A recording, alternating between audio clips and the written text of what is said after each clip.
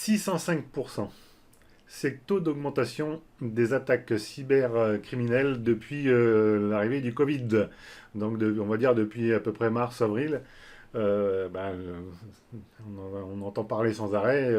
Les cyberattaques augmentent, en tout cas leur nombre. Et donc, quand on développe des applications, il devient crucial de pouvoir protéger nos données, et particulièrement si c'est les données de vos clients. Et je vais vous montrer donc dans cette petite vidéo 5 points essentiels qui vont vous permettre de sécuriser votre base de données. Et puis si vous restez jusqu'à la fin, il y a un petit bonus. Donc il faut rester. Et donc on va attaquer le premier point. Donc on va parler ici notamment de la protection des données. Alors il y a 5 points, mais évidemment il y en a beaucoup plus. Et là c'est les 5 principaux. Et donc le premier, c'est de pouvoir protéger vos fichiers de données, en ouverture notamment. Donc c'est là que va intervenir la fameuse fonction hpass que vous avez peut-être déjà utilisée. Donc hpass qui est à utiliser au début de votre code, à l'initialisation de votre projet en réalité, pour pouvoir faire en sorte que tout ce qui va être créé derrière eh bien, soit protégé. Alors, petite parenthèse quand même, il ne s'agit pas ici de mettre du hpass sur tous vos fichiers de données, parce que ça va alourdir le traitement. En tout cas, les transferts, si vous avez quand même beaucoup de transferts, il va falloir réserver ça à vos fichiers sensibles. Donc, qu'est-ce qu'on entend par fichier sensible? Eh bien, ça va être le fichier de votre client avec ses adresses, son nom, son prénom, son adresse email, son mot de passe, ce genre de choses, vous voyez. Donc voilà, l'idée c'est ça. Donc c'est particulièrement important si vous n'utilisez pas une base de données client-serveur, parce que ça veut dire que votre base de données, elle va être stockée en local sur votre PC, sur le PC du client, ou sur une base de données partagée, de HFSQL partagée, de type classique. Je parle pas client-serveur, pas en base de données serveur. Mais donc là, ça veut dire que si c'est en local sur le poste de l'utilisateur, les données peuvent être volées. Et donc, si vous utilisez hpass sur les fichiers sensibles, celui qui vole les fichiers ne pourra pas ouvrir, ou en tout cas aura beaucoup de difficultés à ouvrir le fichier de données concerné. Donc ça, c'est quand même une première protection. L'autre protection qui va de pair, mais à condition qu'on ait une base de données client-serveur, c'est de chiffrer la connexion. Alors là, ça veut dire que vous allez utiliser une variable de type connexion sur laquelle vous allez paramétrer un cryptage. Et donc là, non seulement vos fichiers sont protégés à l'ouverture, mais également lors du transfert du client vers votre base de données. Là encore, les données seront cryptées. Alors ça, c'est un processus qui est relativement facile à mettre en place et qui est interne en fait au serveur Manta, au serveur HFSQL. Voilà. Donc là, déjà 2 points qui vont compliquer la tâche du cybercriminel qui voudrait voler vos données. Le troisième point, donc, qui découle de ce qu'on vient de dire ici, c'est de choisir une base de données plutôt de type client-serveur et non pas HFSQL classique, où là les possibilités de protection sont moindres. Voilà, bon, donc il n'y a pas grand-chose de plus à dire. Le troisième point, c'est de privilégier, si possible, donc une connexion HFSQL en client-serveur. Donc il vous faut un serveur, évidemment. Le quatrième point concerne cette fois-ci l'administration du centre de contrôle HFSQL. Et là, va falloir créer un compte qui ne soit pas administrateur de votre base de données. Parce que le compte administrateur, qu'est-ce qu'il peut faire? Il peut tout faire. Il peut supprimer des données, il peut supprimer des fichiers, il peut supprimer des bases de données, il peut changer des mots de passe, il peut faire plein de choses qui pourraient corrompre en fait votre utilisation. Donc là, l'idée, c'est qu'à chaque fois que vous avez une application qui se connecte à votre serveur, elle doit le faire avec un compte qui n'est pas administrateur.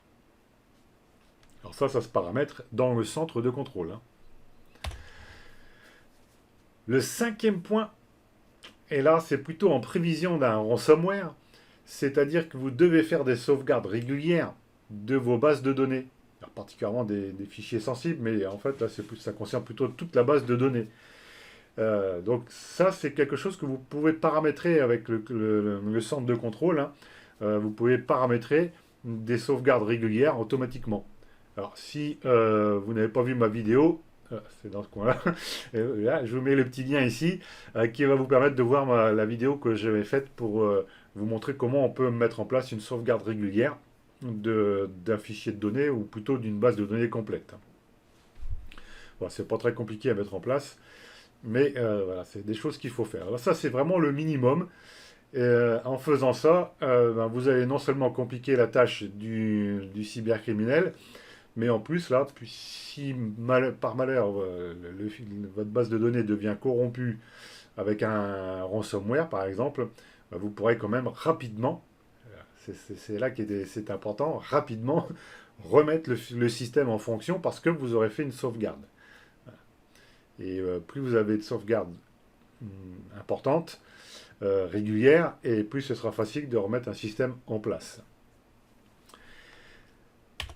Alors maintenant, puisque vous êtes resté jusqu'au bout, je vais vous montrer quelle est la différence. Parce que là, on parle de cryptage, entre autres, hein. Enfin, j'en ai pas parlé, mais cryptage de données, ça c'est plutôt le 6e point. C'est que vous allez devoir crypter non seulement le fichier et la connexion, mais également les données. Un mot de passe par exemple, ou une adresse email, et on utilise en fait deux types de fonctions pour ça, la fonction hashchain et la fonction crypt standard. Et là, je vais vous montrer, à l'aide d'un petit exemple, quelles sont les différences entre ces deux choses, hashchain et crypt standard. Donc ne quittez pas, restez en ligne. Nous passons à cette petite démo. Alors pour cette démo, je vous ai fait évidemment un petit projet, donc, qui me sert ici à générer des clés, hein, par exemple. Donc je vais vous montrer ce que ça fait, hein. Voilà, je lance l'application, je tape une chaîne quelconque, un mot de passe, une adresse email, enfin ce que je veux, et j'ai mon petit bouton ici H qui va utiliser donc la fonction hashchain et qui, vous voyez, me génère une chaîne cryptée. Si j'utilise l'autre bouton, là cette fois-ci c'est la chaîne crypt, enfin la fonction crypt standard. Voilà, et ça me crée un autre type de chaîne. Alors quelle est la différence entre les deux, vous allez me demander. Et voilà, et c'est pour ça que vous êtes resté jusqu'au bout, c'est pour le savoir. Eh ben, je vais vous le montrer. Dans quel cas on va utiliser plutôt l'un que l'autre, ou plutôt l'autre que l'un. Hein. Alors, la fonction hash, voilà, elle se présente comme ça. Donc, vous utilisez la fonction hash, vous lui donnez le type d'algorithme de cryptage qui va être utilisable, ou utilisé ici, et en second paramètre, vous lui envoyez la chaîne qu'il faut crypter. Hashchain vous renvoie un buffer, et moi ce que je fais ici, donc c'est je mets le buffer dans une zone de saisie ici, la chaîne cryptée. Alors si c'est un mot de passe, vous pourrez sauvegarder cette chaîne cryptée, le mot de passe crypté, dans votre base de données par exemple. Ça, on va l'utiliser dans un cas particulier, c'est que vous n'allez pas forcément sauvegarder un mot de passe en clair dans votre base de données. Alors, en tout cas, ça, je vous le déconseille. Vous allez plutôt utiliser, voilà, une version cryptée du mot de passe. Alors, quel est l'avantage ici? C'est que hashchain ne permet pas de faire marche arrière. C'est-à-dire que si vous avez la donnée cryptée, il est impossible de trouver le mot de passe en clair. Donc ça veut dire que à chaque fois que vous allez vouloir utiliser ça, dans une petite fenêtre connexion par exemple, votre utilisateur va taper son mot de passe, il faudra aller le chercher dans la base de données, comparer la chaîne qui est cryptée, donc qui vient de votre base de données, à celle qui est tapée en relançant un hash sur la chaîne qui est cryptée. Voilà. Ici, ça sera le seul moyen de pouvoir faire la différence entre les deux. Alors, si vous ne faites pas la comparaison du résultat de 2H, vous avez aussi la fonction hVerifyChain. Alors là, je vous mets en garde ici concernant le logiciel de cryptage ici, l'algorithme. Vous voyez, si je fais petite parenthèse, vous avez ici plein de possibilités concernant le type d'algorithme qui est utilisé. Alors, je vous mets en garde parce qu'il y a certains algorithmes ici qui ne sont pas disponibles ou pas compatibles avec Java. Donc, si vous faites des applications Java, faut faire attention. Et il faut faire également attention aux chaînes que vous cryptez. Parce que si c'est de l'Unicode, il faut savoir qu'un Unicode sur iOS n'a pas forcément le même codage binaire que sur Android ou sur Windows. Donc là, si c'est le cas, si vous faites du hachage comme ça avec des vérifications multiplateformes, il faudra privilégier des chaînes ANSI, ou bien UTF-8. Surtout si vous faites du web, ce sera plutôt UTF-8. Donc ça sera ce qui est envoyé ici. Alors, petite info, la complémentaire, là, si vous faites S ma chaîne, S ma chaîne est une chaîne, vous voyez, vous avez la possibilité de lui dire que c'est du ANSI ou du Unicode. Voilà. Mais UTF-8, ça le fait pas. Vous voyez, il faut le convertir. Faudra le convertir. Voilà. Donc là, ceci étant dit, hop, je vais enlever ça. Donc là, je vous encourage, pour savoir à quoi correspondent là, tous ces algorithmes, à regarder évidemment la doc disponible sur le site de PCsoft. Voilà. Donc là, vous avez votre chaîne, ça vous génère une chaîne cryptée que vous mettez dans votre buffer et on ne peut pas revenir en arrière. Une fois que c'est crypté, c'est crypté. Si vous sauvegardez ça dans votre base de données, vous ne pourrez pas lire le mot de passe, entre autres. Donc ça, comme je vous le disais, vous allez utiliser cette fonction hash si vous voulez, par exemple, sauvegarder en base de données des choses qui n'ont pas besoin par la suite d'être décryptées. Ce qui n'est pas le cas, par exemple, d'une adresse email. Là, il faudra plutôt utiliser l'autre fonction que j'utilise là, c'est la fonction decrypt, enfin crypt standard, pardon. Crypt standard.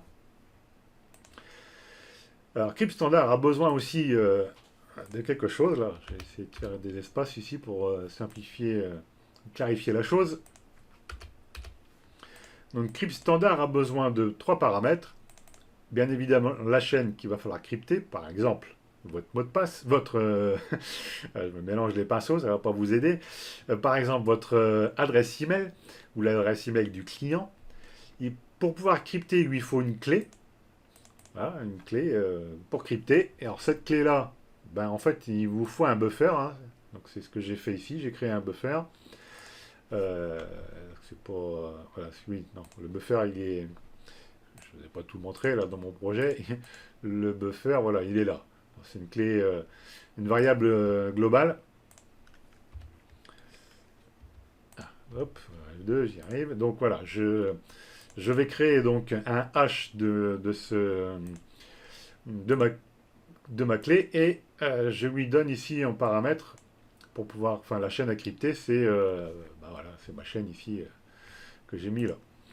Donc ça va me générer quoi? Une clé qui est utilisée pour faire mon cryptage standard.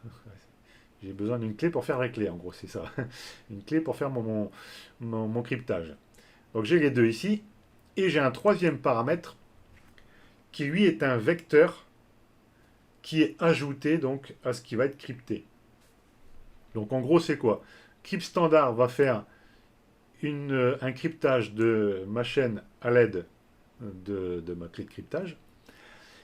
Une fois que c'est fait, il va ajouter une autre clé qu'on appelle une clé de vecteur, donc qui est issue de ça là, de manière à pouvoir décrypter ensuite ma chaîne pour pouvoir retrouver mon adresse email.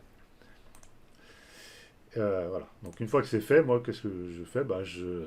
Comme je vous l'ai montré tout à l'heure, j'affiche ce qui a été crypté ici. Donc vous voyez, c'est un petit peu plus compliqué que tout à l'heure. Là, on a besoin d'une clé en plus. Et là, je hache la clé. Il nous faut un buffer ici. On a buffer et et le type de vecteur. Alors évidemment, là, le type de vecteur doit correspondre à ce que vous avez ici, hein, grosso modo. Alors là, si je fais ça, hop, vous voyez, on en a plusieurs. Hein. Alors là encore, je vous encourage à regarder la doc de Crypt Standard pour savoir lequel correspondra le mieux à ce que vous voulez utiliser. Alors on a dit que quand une chaîne a été cryptée avec Crypt Standard, on a la possibilité de faire marche arrière, donc notamment grâce à ça et grâce à ma clé de cryptage. Alors je vais vous montrer la fonction decrypt que j'ai mis là. Donc il vous faut évidemment reconstruire la clé de cryptage, hein, qui sert à faire le cryptage. Et donc votre fonction decrypt standard, vous lui passez la chaîne qui a été cryptée, donc c'est ce qui viendrait par exemple de votre base de données, hein, la clé de cryptage, et pareil, le type de clé le type de vecteur qui a été utilisé pour faire ce cryptage. Et normalement, donc, ça doit retrouver votre adresse email ici, par exemple, hein, l'adresse email. On va refaire le test ici, parce que je ne vous ai pas tout montré sur cette application quand même. Voilà, donc je fais par exemple contact.cours d'info@gmail.com. Alors je fais un cryptage. Bon, voilà. Alors ça, c'est ce que j'avais sauvegardé dans ma base de données. Ensuite, je veux récupérer l'identifiant ou l'email du client pour pouvoir lui envoyer un mail, par exemple. Donc je vais chercher dans ma base de données, donc je récupère bien ça. Et je vais utiliser cette fois-ci Decrypt Standard pour récupérer mon adresse. Et voilà, il a récupéré. Alors ça a quel intérêt? C'est que dans votre base de données, même si on vous la vole, même si on vous la pirate, il faudra encore décrypter tout ce qu'il y a dedans, tout ce qui concerne vos clients. Voilà. Donc ça, c'est un aspect important, notamment si vous sauvegardez dans vos bases de données des choses sensibles en ce qui concerne un client, particulièrement si vous avez des données médicales ou des données financières. Donc voilà comment il va falloir vous y prendre pour cette petite application. Alors j'espère que vous avez appris des choses qui vont vous intéresser. Et si vous voulez aller plus loin dans la protection des données et la protection de vos applications également, on n'en a pas parlé ici parce qu'il y a quand même beaucoup de choses à dire. Si tout ça, ça vous intéresse, cliquez sur le lien en dessous de la vidéo parce que ça va vous envoyer vers ma nouvelle formation.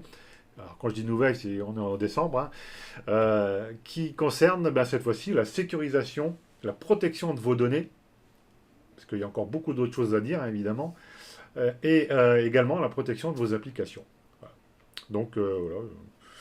Allez-y, vous ne serez pas déçus du voyage. Et si tout ça, ça vous a plu, n'hésitez pas à vous abonner, évidemment, si ce n'est pas déjà fait, et à cliquer sur la petite clochette pour suivre les prochaines vidéos.